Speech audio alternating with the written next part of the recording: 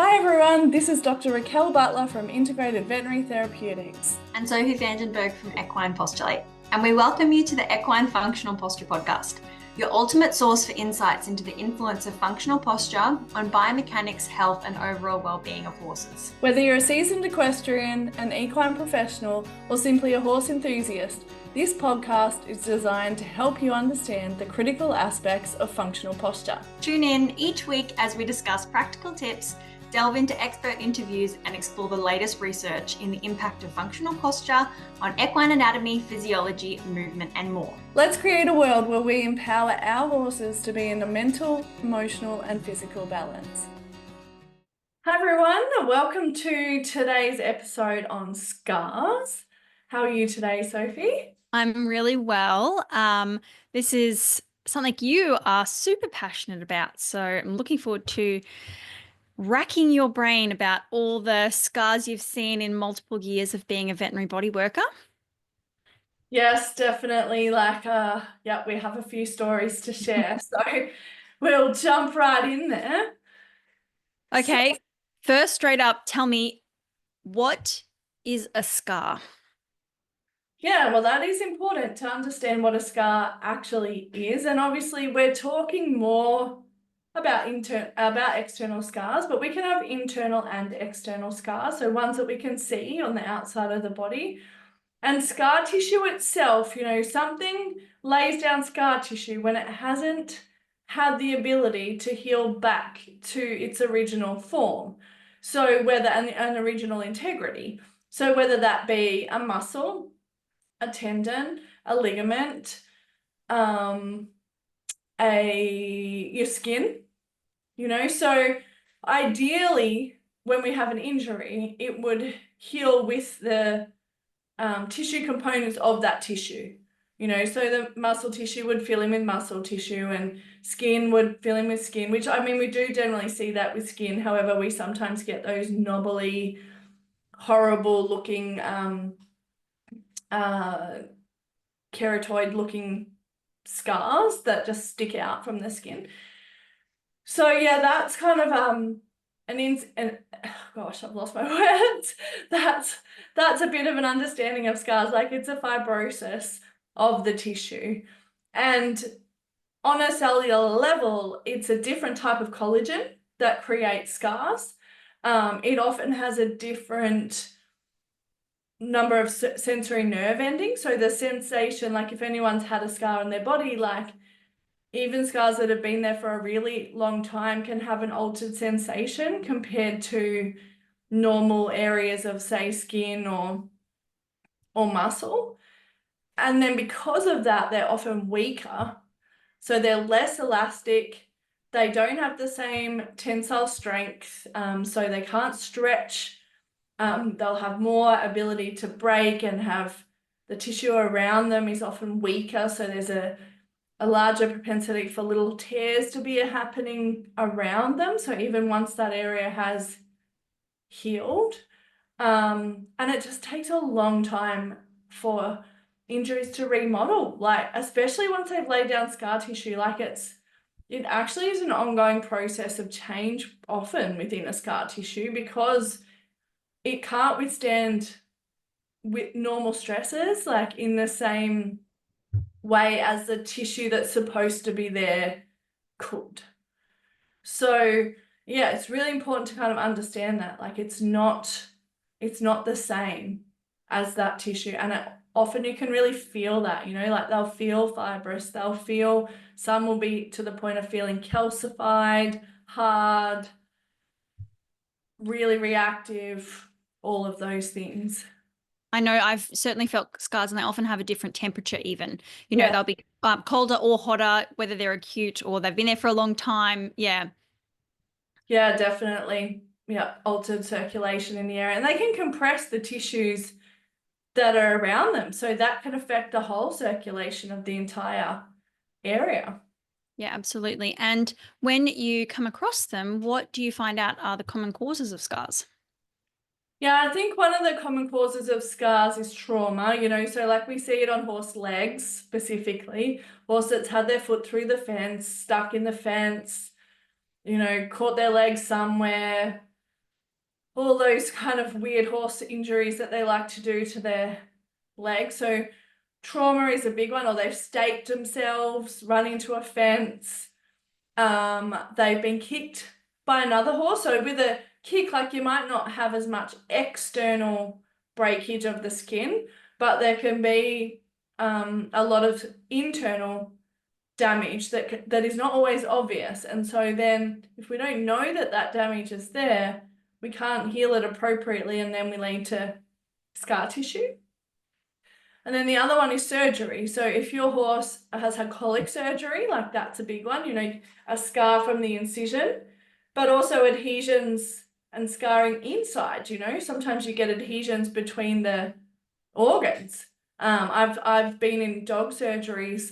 I had this one dog, this little Kelpie, and I treated him he actually had a fractured leg as a pup. So he had a short leg and a long leg, and that's just the way his bones were. So we always treated him to try and help him maintain some balance in his body. But he'd had a couple of surgeries because he'd eaten things.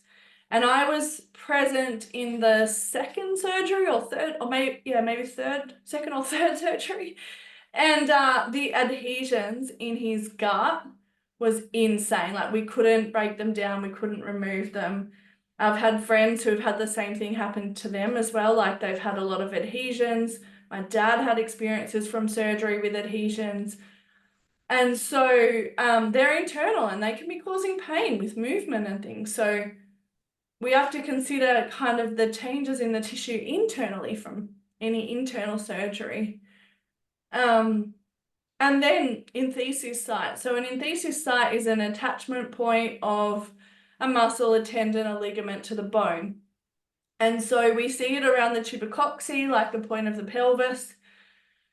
We see it on other attachments, like to the scapula, on the back of the scapula, and it's basically where these attachments they kind of get restricted, and then they're going through an excessive range of motion, or a range of motion that they don't want to go through, you know, due to tension, and then they get these little tears happening.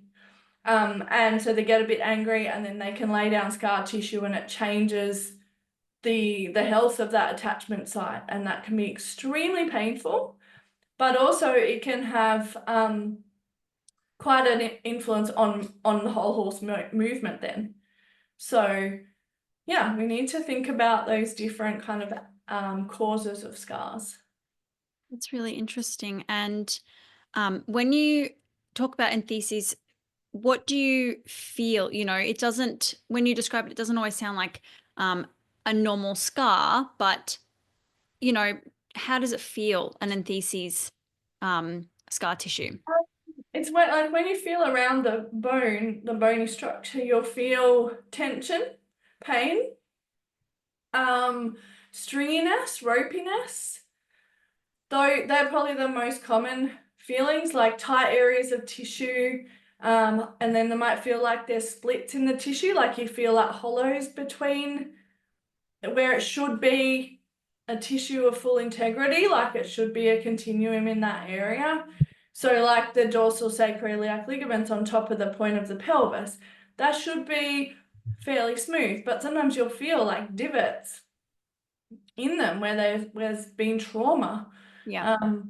So yeah, that's that type of thing. That's interesting. And so with common areas of scars, what do you see as the most prevalent thing you come across? I think probably, leg scars are really common, like especially extensor tendons, so down the front of the leg, especially back legs, because that's usually where they kick the fence. And like I had a horse years ago that, and this is not uncommon, the horse had been locked up, it had had a severe degloving of its leg. Excuse me. Yeah. And so it had to be locked up and bandaged for 6 months. And then they let the horse out, and then it reopened it up, and another 6 months of bandaging. And then I saw it about 6 months after that. And the scar tissue was still so painful, so it had all healed, but the scar tissue was still so painful that he wanted to kick me. there was no ability of movement across the front of his cannon, so it was just adhered to his cannon. It was cold, the leg was dull, the leg was thickened. That was probably all the main things. And then seeing the progress over a few treatments with taping and different things, where I could move it, it became comfortable, the color changed, it got its circulation back, the leg size went back to normal. And so it's just really important to acknowledge that they're causes of pain and how that's altering their biomechanics. The other aspect is the pec, so the chest, because they slip and slide, they might get kicked. So I find a lot of scarring, or they could stake themselves, run into something. So through the chest area, through the brachiocephalic, so through the neck. Some people will think it's a prophet's thumb, but it's not always a prophet's thumb. If it has a difference in the integrity of the tissue, it's not a prophet's thumb. If it feels the same as the rest of the muscle, then that could be a prophet's thumb. But if it actually feels hard like scar tissue, it's a scar. It's changing the motion, like how that muscle works through its whole function. While we're on that topic, a lot of people, and I see it as well, foals who have that from day one, and I've learned that, sometimes in utero, the position of the foot, of the front leg against the neck can have an influence on the prophet thumb occurring. But just talking about timelines, can a prophet's thumb turn into a scar because there was a weakness there already? Yeah, I think it can, especially if they overexert it. I haven't probably treated enough foals that have had it, like to then see the progression of it. Like the ones I've seen have been older horses. But yeah, it could, especially if it became, restricted. So yeah, it's definitely one to think about.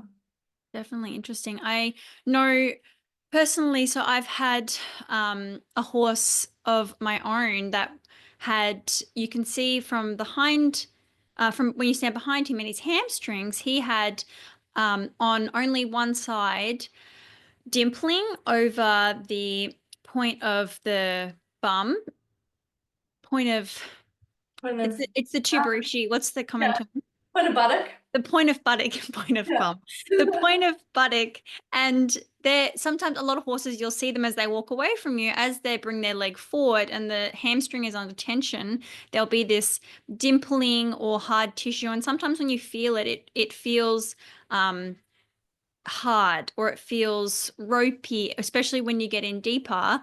And sometimes it's on both sides, sometimes it's on one side, and it can go all the way down. It can go a long way down the hamstrings. And I know for myself, I actually, in looking at that tissue, I did a lot of body work on that fibrotic myopathy of my own horse. And when he passed away, investigation showed that there was tissue in dissection that the muscle was really strongly adhered to the skin. And there was, in between the two of the hamstring muscles, there was fibrotic tissue that went all the way from the skin to the bone. And so when his posture changed, I would see a difference in the tension over that area of his point of buttock when I was doing a lot of postural work, when I was doing our EFP course content, and when his feet were doing really well, and his diet. I would see a really positive change in the feeling of that muscle. And when it wasn't doing so well, I would see that it was restricted and it would feel different. And he had, that fibrotic change that went between the skin and the bone. And I couldn't pull the muscle from the skin. It was a really interesting change to see underneath what I'd been looking at for a number of years. So that's certainly, hamstring tears are one of the most common ones that we see, I think, as body workers. And especially over that point of buttock, because it's like it's a lever point, so that muscle that's going over there can be under a lot of tension, especially if like their hind legs slide forward, and they've already got tight hamstrings, then, you know, it's going over that point, specifically. And yeah, like I have a fair few horses with hamstring scarring, and I think the important thing to note about scar tissue is that once you've got scar tissue, like especially chunks like that, you can't change it. Like you can't make that go back to muscle tissue. You need to do that when it's healing. You know, you need to stop the scar tissue occurring, and that's your key time. Once you've already got scar tissue, you have to manage it. And so, you know, we manage it, yeah, with posture, body work. We'll talk about different ways of managing scar tissue, but that's the challenge, right? So I have a horse, a client's horse, a quarter horse, yeah, massive scar tissue issue, same thing, and I'm convinced it goes into her hip. And then she ended up injuring her hip quite badly. She also has the traditional fibrotic neuropathy, which is down lower, like between the back of between the hock and kind of at the back of the stifle there. That's a really common area for the traditional, well-known fibrotic neuropathy, and it's really difficult there because the sheets of like fascia and tendon are really thin. So once they get a scar in there, it locks it up, and then when they walk, you'll get this slapping motion of their hind foot. And that's like the, you know, that's the well-known step of fibrotic myopathy. So it's really hard once it's already scar tissue like that, but we can help them, like you said. So yeah, hamstrings, massive. And the other one I had under dissection too was one where the horse had actually fractured its tube ischium at some point. So the pointer buttock, it had rehealed. This had happened years before the horse was dissected. It had rehealed to the bottom part of the bone instead of on the back of it, because obviously you've got so much pull of tissue there. And then the scar tissue was going from that area into towards the hip joint and affecting the sciatic nerve. So there was actually scar tissue around that sciatic nerve. Wow. Yeah, and you just think about how painful that must have been. Absolutely. And I know you've had experience both in dissection and understanding the influence of scars in the psoas and the diaphragm. Could you elaborate? Yeah, like there are a lot of scars that occur internally that we don't even know about. And, you know, so you can kind of see in the diaphragm, like the diaphragm is a muscular and a tendinous structure.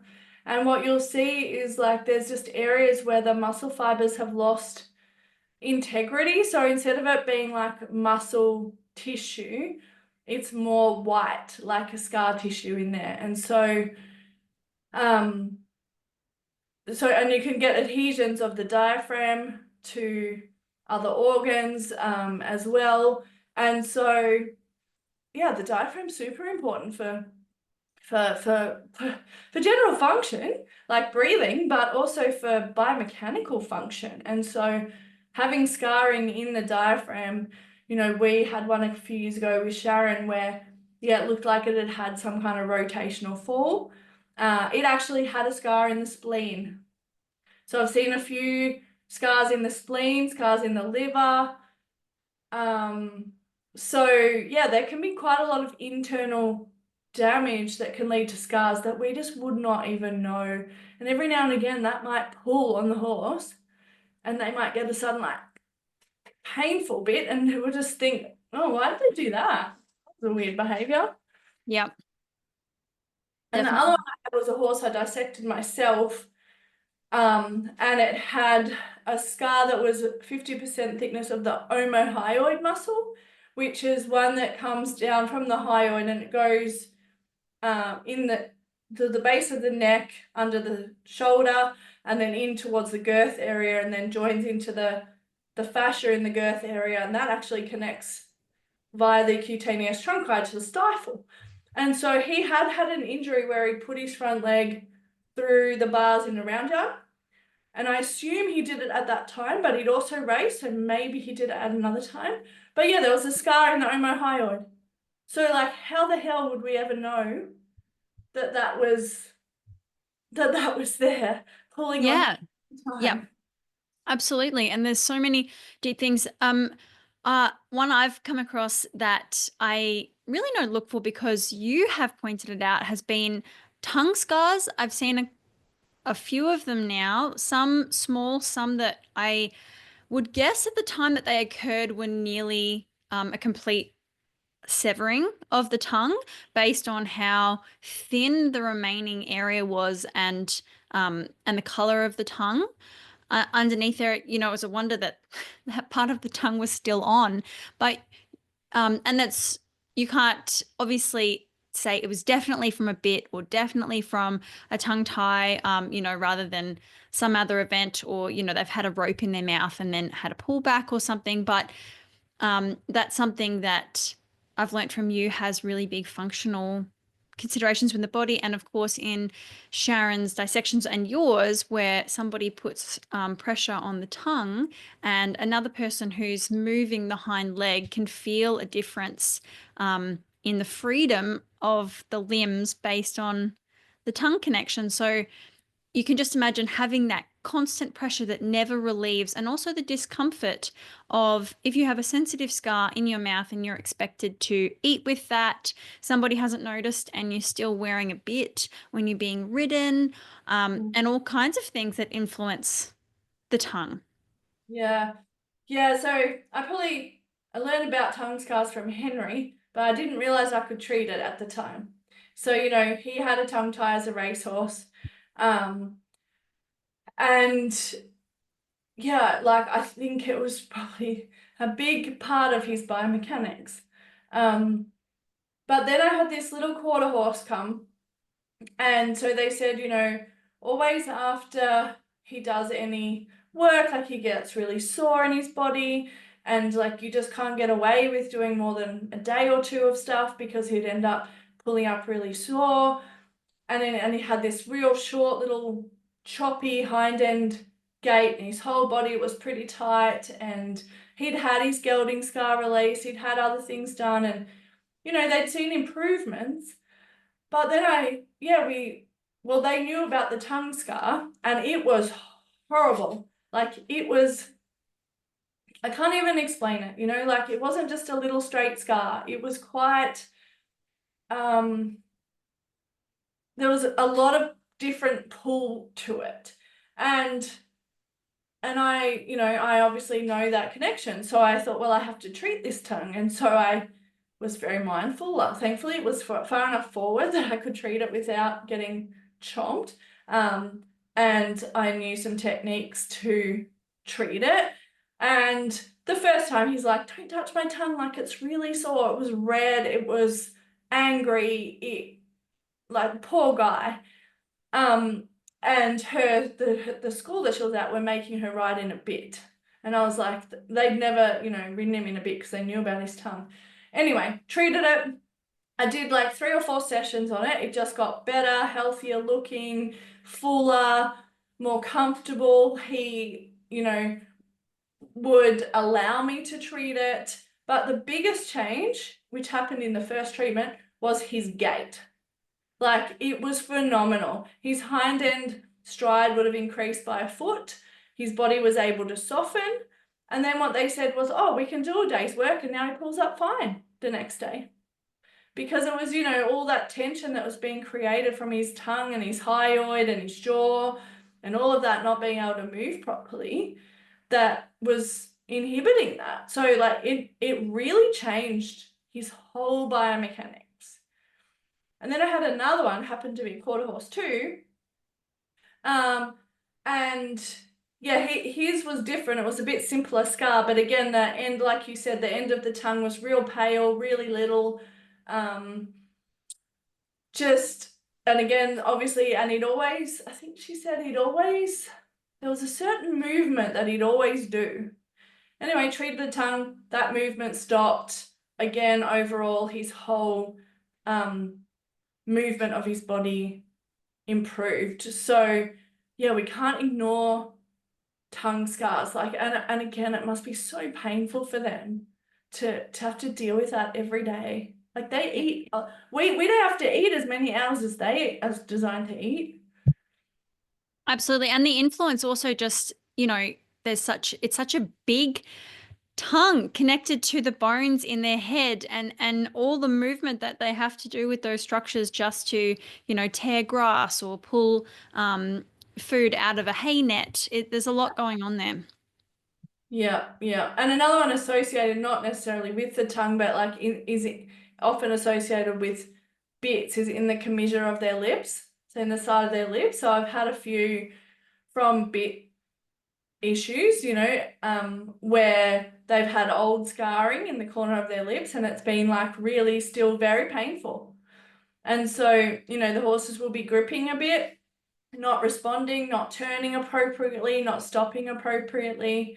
And so, but, it was really on the inside. So you have to just not just look at the outside, you have to like really feel in the cheek to feel any scarring in there, from the gear we use. And you were mentioning another aspect of gear as well. I've seen a couple of horses in both, I've observed and I've done body work on a couple of horses that I can only understand was scarring from spurs. Yeah. Obviously, there are people, this is not to say that no one should ever use spurs or, it doesn't have its place in some form, but it was quite dramatic, the adhering of the skin to the abdominal and the fascia underneath, and just how tight and how sore and sensitive that was. And the biggest change for that horse is that they were so tucked up.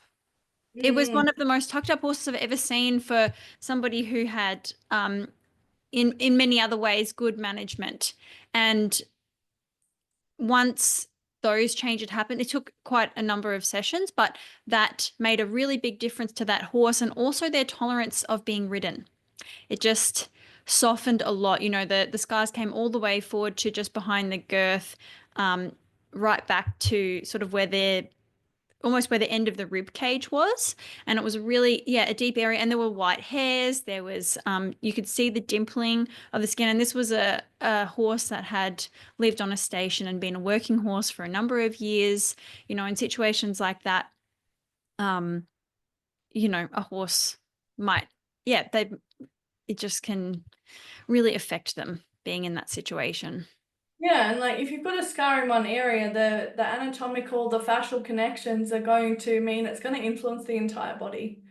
And that's the importance of treating scars. So a big one that's like been the talk of a lot of arenas, I guess, is the gelding scar. Have you come across any? I have. I think I obviously haven't done any rectal treatments. I'm not a vet and I'm not trained in that at all. And of course, in Australia, you need to be a vet to do any kind of rectal work, to be reaching in there. And there is a couple of vets. My understanding is one is Louise Cosgrove, Dr. Louise Cosgrove, and she travels a little bit in Australia, and she will do rectal release of gelding scars and also ovary scar tissue, and also with the kidneys, how they might be adhering to the psoas, and also assessing the psoas muscles. So, and that whole area where the gelding scars or ovary issues are, I've only felt them from the outside, for a couple of horses for whom it was obviously extremely painful to have their scrotum sac, what was left of it, be manipulated or to be touched, areas that can be like super cold or that get a lot of swelling, and certainly groin discomfort as well, and up into and you can see it through the sacrum and the top of the pelvis and the lumbar. Those areas can be really restricted. They can be painful. What have you experienced? Yeah, like I've had a few where there's just been such a difference in the horse, like when they've had that real short stepping hind end gait, they've had, a bit of a weird, unexplained kind of lameness or difficulties with the canter, or they look really kind of camped under with their back legs. And And then when I've gone up to palpate the gelding scar, like it's been quite reactive, quite thickened, quite lumpy. I've had some that, you know, feel more superficial and others that feel like they're going up an internal. But the difference in the horses, especially the ones where it's still like showing reaction, yeah, like they'll just, again, their whole body changes, like their whole hind end function changes, their lumbar, their sacrum, you can actually get function back. Whereas like if you're just treating the lumbar and the sacrum and the pelvis, often it keeps coming back, like the problems keep coming back. And so, yeah, then looking at that gelding scar area is just so important. And I think you can, you know, work with it internally or externally and have the same effect with if you know your feel, and you can follow the tension patterns. So, you know, I don't believe that they all need to be rectal to relieve them. But there's certainly some that benefit, you know, especially when there is more internal scarring affecting the organs, then certainly that's going to benefit from the internal manipulations. It's quite an interesting concept too, because nearly every male horse is subject to a gelding procedure, and there are different ways to do the procedure. You know, you can do them standing, they can be laying down. My understanding is sometimes there can be a difference in, you know, the tension that's placed on the tissues in different methods. And also, yeah, it's just a really interesting thing that nearly every male horse experiences a gelding. You know, that is a surgery, it is a trauma, it does influence the fascia and the nerves, and there's a lot that can come from it. It's hard to imagine that it doesn't have some sort of effect on them. Yeah, like you are pulling structures down which are coming from internal. So, you know, like that, the connections of the testicles, like they descend from inside, up near the kidney. So, you know, you're pulling on structures that go that far, and then sometimes that's an open castration or a closed castration. So that depends.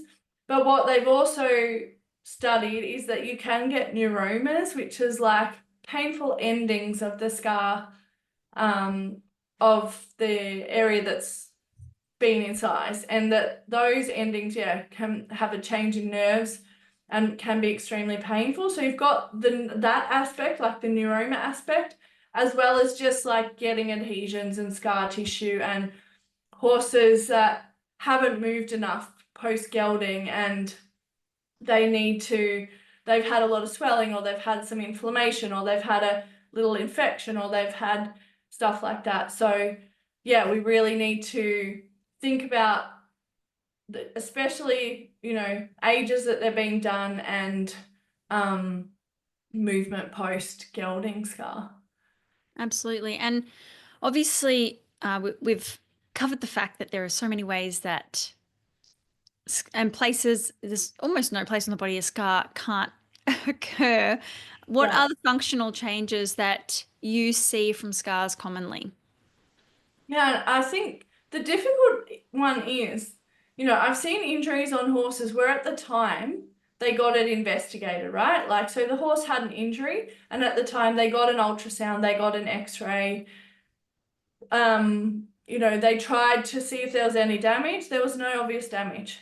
But later on, that injury has come back to bite the horse in the ass, literally, because it's ended up that there wasn't an obvious injury, but it's created some inflammation in the tissue, which has led to a scar, you know, such as over the front of the knee when they knocked that, that horse that I was talking about with the omohyoid scar that got his leg through the round yard panel. She said at the time there was no lameness that it happened, and no obvious lameness. They x-rayed it, nothing.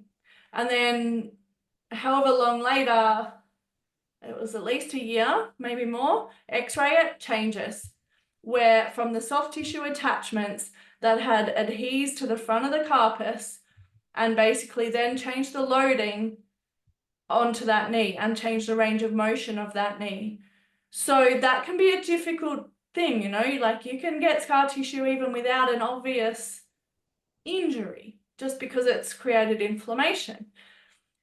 So you can have that restricted range of motion. You can have just the influence on the fascia, which we talked about. So like if you've got a scar in the hamstrings, it can affect the TMJ, just the jaw, because of the fascial connections across the back all the way to the head, or a scar in the front of the back leg can affect the hyoid or the TMJ as well because of the connections through the ventral lines. Or, you know, we at the biomechanics course that I just taught, you know, there was a horse with a scar like in his rib cage. And so, you know, that was having a big impact on how his whole body moved. So, yeah, like it's going to affect the whole horse's flexibility. It's going to affect the strength of that area. You can get impedance in nerve function, especially if it's affecting directly the nerve. But also you get changes in sensation because scars actually have a higher amount of sensory nerve endings. So that's why they're really sensitive to touch, and they'll have a different circulation, like you said, hot or cold, depending on if it's, you know, if it's been there for a long time or if it's constantly getting irritated. Like I have a scar on my head, got kicked by a horse when I was younger, but I remember realizing, I don't know, so it happened when I was like 12, but then at like 25 or something, I remember touching it and going, oh my God, that is still so sore to touch. And then I actually worked on it and I made the scar. So it had already been there for 12 years. I actually reduced the appearance of the scar. Now, obviously your collagen does change over time, but you can still treat scars even when they've been there for a really long time. Yeah, absolutely. Definitely. And of course, there are functional issues that also come, you know, there can be scars in tendons and ligaments that reduce their flexibility or their strength, and that's going to have functional changes for the horse, you know, in maybe the level of workload, biomechanics, and also the conditioning that you need to do to set them up to recover from those injuries. You know, it takes time to recondition, and understanding that the timeline for scar tissue is longer sometimes than you're told, you know, 12 weeks off, get back into it. But reconditioning tissue for helping scars to recover as best they can from day one, and then throughout the timeline that it takes for them to get as much strength as they can, it's often a lot longer than you think it is. And so in structures that take a lot of load, like tendons and ligaments, in movement, it's a really good consideration to think about, you know, there are functional changes. Yeah. And then like, so ideally we'd avoid the scar happening at all in the first place. Like that would be ideal. Like they get an injury, we address the injury, couple of days of anti-inflammatories, heat, ice, whichever, you know, depending on the type of injury. We would address them as they're healing from a nutrition perspective, and we'd start rehab, especially for a muscle injury. We start rehab within 3 days often. You know, we start moving them. That's a mistake that people make in relation to scar tissue. They don't get the horse moving and they leave them locked up, and then when the horse moves, it moves in an uncontrolled manner and it re-tears whatever the injury was, or it tears the scar tissue. And so if we need to get post-surgical things, you know, obviously it depends on the injury, but any muscle injury, post-surgical colics, tendon injuries, ligament injuries, we need to get them moving sooner rather than later. Like kissing spine surgery, thankfully we don't really do it much in Australia, but they have those horses moving like within, I think, you know, 24 to 48 hours. Like it's really quick. And you know what the biggest limitation of that kissing spine surgery is? Scar tissue. That will be the failure, also the success of that surgery overseas. So I cannot reiterate enough, movement is so important, and getting appropriate rehab advice and an appropriate rehab plan for the type of tissue that's been injured, the type of injury that's occurred, you know, like the grade of the injury, and being set up with realistic timelines to make sure that you get appropriate tissue, elasticity, tensile strength, healing, all of those things. So that's super important. But And sometimes, yep, sorry. oh, no, what were you going to say? Well, I was going to say, well, sometimes you get a scar, you know, like you haven't been able to avoid it. Yep, So absolutely. in terms of like treating the scar, like what are some of the modalities that you've utilized? So for me, that's osteopathic work, because that's what I've learned, especially from you know, melting into the tissue and around it, and understanding your anatomy in terms of what are the structures that are involved with this underneath the skin, what are their healing times, and how do you support those structures that attach into that space or underlying there. There's myofascial release as well. It depends on what stage the scar is at, whether or not you're seeing it at the beginning and later on. But I know that you use a laser.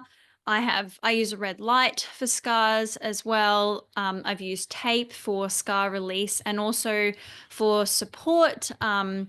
You know, I've had my own horse recently who had a tricep tear, and the tape has kinesio tape for horses has been really useful. It was used on day one, and it's still being used regularly for me to support him as he goes through the stages now. So that was a really big one. And on the day it was cold hosing, and in the very short term, anti-inflammatories. I know you have a few comments about anti-inflammatories for acute injuries. Yeah, like I think just using them only for a few days, and not continuing to use them throughout the healing process, because, you know, they do impede good things as well. And so if I need to use a long-term anti-inflammatory, I'll swap over to a herbal alternative. A, for the gut, but B, because I want to promote healing rather than stop inflammation. So it's not just about the inflammation in that time. Like, inflammation is there for a reason, and I'd rather use ice and heat and taping and things like that to keep to reduce the pain rather than go to anti-inflammatories. But obviously, if the horse is showing obvious pain, like, the welfare of the horse is still the main aim, but then I will think about the healing of the issue and how else I can minimize that pain and discomfort. And tape is massive, both in the acute stage and in the chronic stage. Like, I've used tape on very chronic scars, and had, yeah, awesome results, especially because I can leave it on after I go. So I can do the other stuff.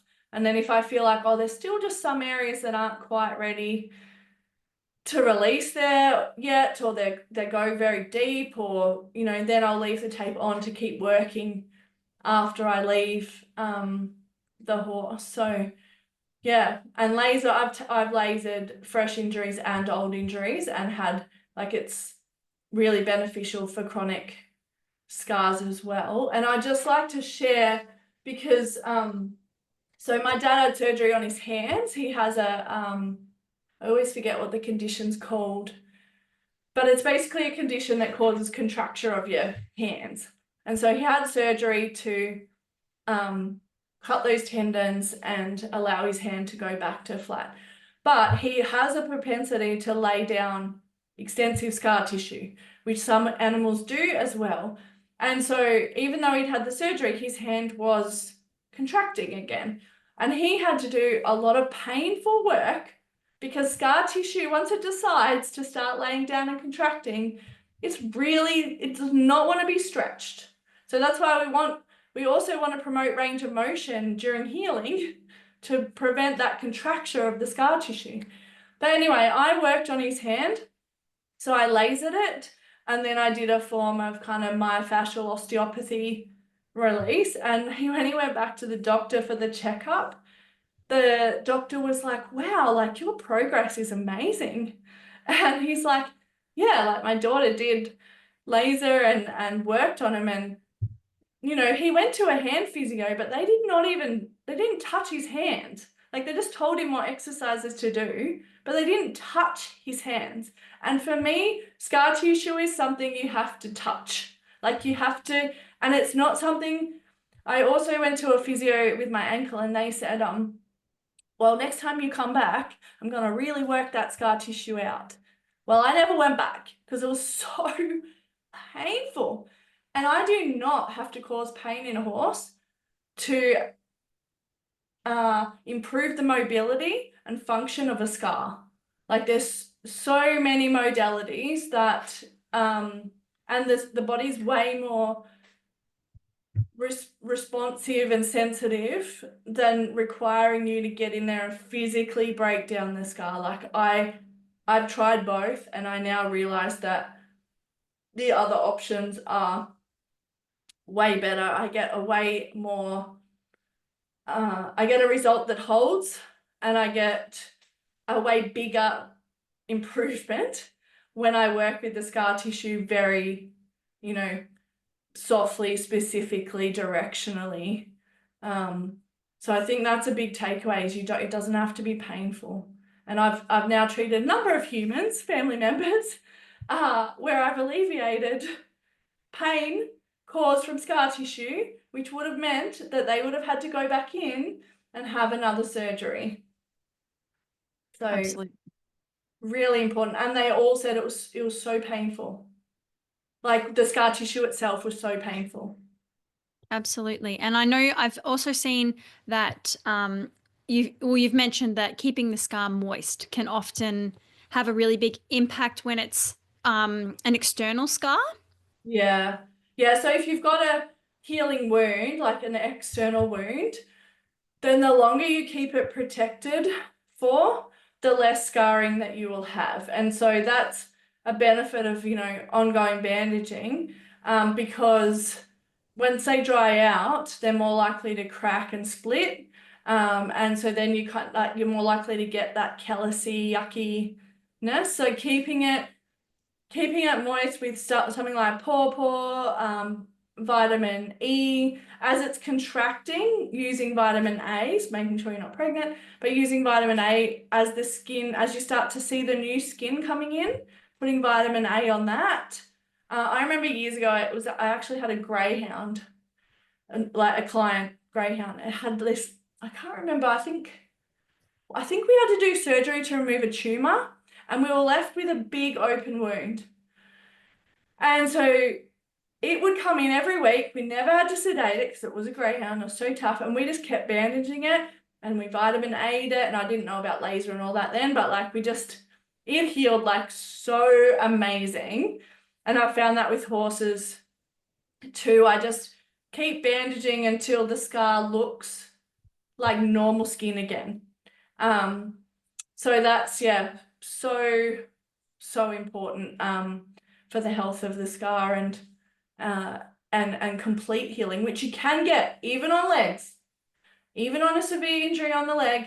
I've had them down to the tendon, and with laser and taping and treatment, we have completely healed it with skin, like without scar tissue. So it is possible, but that client had his own laser, and that was very helpful. Absolutely. Yeah. Oh, wow. What an awesome conversation we've had. Yeah. So, did you have anything else to finish off there? I don't think so. We've been pretty comprehensive. Yeah. If you have a scar, deal with it. Make sure it's not painful on your horse. And if it is painful, work with appropriate professionals to get it functioning and non-painful. That's my advice.